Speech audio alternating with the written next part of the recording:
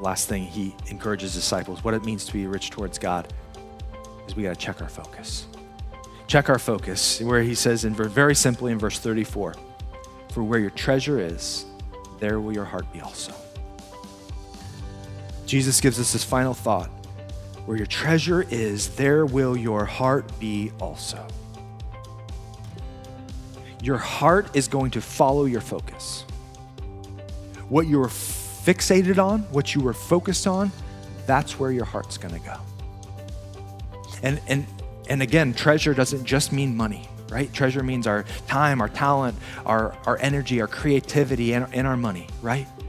Where we place those things at, our heart is naturally going to be inclined to move towards that direction, right? And so he says, if you want to be rich towards God, you check where your heart is. And if your heart is headed towards the kingdom, if it's lined with the kingdom, if your heart is in step with seeking his kingdom first, right? Then, or if your focus is there, then your heart's going to come there also, right? And some of us are like, man, how do I begin to live generously? Start focusing on it. And you're like, but I don't really like it. My heart doesn't really like it, right? Like, that means giving my stuff away. That means being like, what if a time comes, what if we go into economic downturn? What if, remember our first point, trusting God. Don't worry. He's got you. And seek first his kingdom. Because when those what ifs start happening, they show the lack of trust there.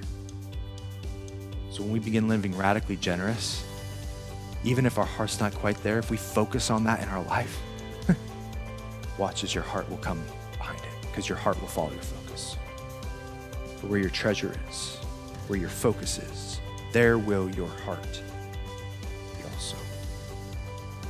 Friends, we know this. We can't put our trust in the things of this world. They will fail. And it may not be like the guy in our parable who's, builds his bigger barns, and that night God demands his life from him. It might not be that quick. But we all know this, right? We don't ever see a U-Haul behind the hearse, right? You can't take your stuff with you. You can't. Man, some of the saddest funerals I've ever done or been to have been people who've lived for themselves. Their families struggles to find anything to say.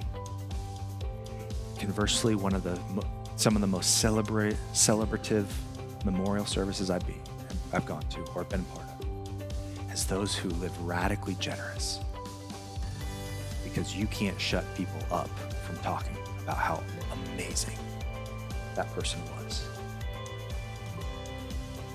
It shows, right, the value of God's kingdoms win out.